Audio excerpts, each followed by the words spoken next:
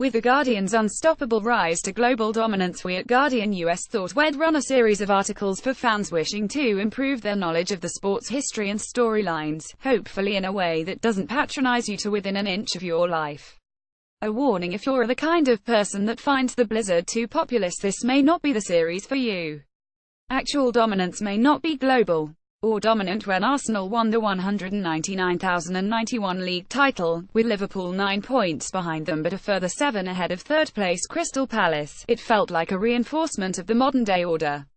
The previous time both sides had finished outside the top two was 1987. The intervening 4 years had bred a legend that would resonate for decades, and, for supporters cutting their football teeth in the seasons either side of Italia 90, the significance of their meetings was in little doubt.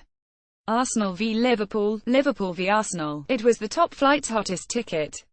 It is still a pretty warm one, and whatever happens when they play at the Emirates on Friday may have a lasting impact on this term's jostle for the Champions League places.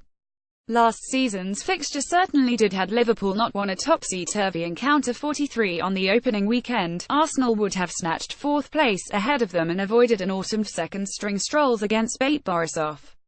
They are fighting for similar spoils now, and it remains a big deal, just not as big as it used to be. Yet the allure persists, and that is because history, its remembering and its reviewing, plays as big a part as anything in making the Premier League what it is. If nothing about Arsenal v Liverpool has quite been the same since 1991, it is because, in the first instance, the Merseyside club declined rapidly after that, only occasionally finding themselves in the title mix, while Arsenal, invigorated by Arsène Wenger, became the most exciting side seen in the Premier League's first dozen years. Arsenal's own slow drift since 2006 has, essentially, meant the two generally meet halfway, on the fringes of any battle for top spot. They remember all too well the night when they did meet for the highest stakes of all.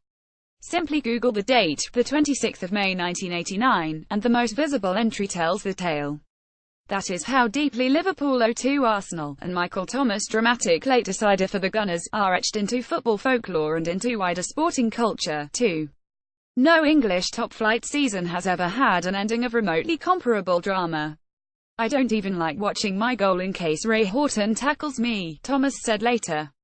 Millions more do, though, and the moment had huge ramifications in a dark period for football, coming 6 weeks after the Hillsborough disaster and almost exactly 4 years after the Heysel tragedy that saw English clubs banned from European competition. Here was a shaft of light for what the sport itself could be. The 26th of May 1989, Liverpool's Steve McMahon is tackled by Michael Thomas of Arsenal. Photograph marked Leach. Getty Images. More prosaically, it was the latest in a line of decisive meetups that saw Arsenal came out on top. Although Liverpool broadly had a stranglehold on English football from 1973 until that night in '89, the London club could point to the 1971 FA Cup final, when a young Charlie George scored an extra-time winner from 20 yards. His celebration, lying flat on the Wembley turf with his arms aloft, has never left minds of a certain vintage. A little less visually profound, although the black and white footage can be located easily enough, is Arsenal's 20 Cup final win in 1950, brought about by 2 goals from Reg Lewis. The photograph of Joe Mercer, the Arsenal captain, held aloft by teammates, has its own fond place in the club's hearts and minds. Arsenal, then, had the show-stopping moments in an opening century of skirmishes that began in 1893. Back then Arsenal were, of course, based in Woolwich, and they were roundly beaten 50 at home in the first ever encounter. That fixture took place in the old second division. There was no top-flight meeting until 1905, but neither club has spent much time away from the upper reaches since then, and, as a remarkable total of 223 meetings suggests, there are few more reliable or long-standing rivalries at such a high level in the sport. Liverpool hold the head-to-head record for victories, 86 v 78, but the ones that resonate most for them came after the turn of the millennium. In 2001, Arsenal were 10 up and poised for a third FA Cup final against their adversaries when, from nowhere, Michael Owen popped up with 2 clinically taken goals in the last 7 minutes.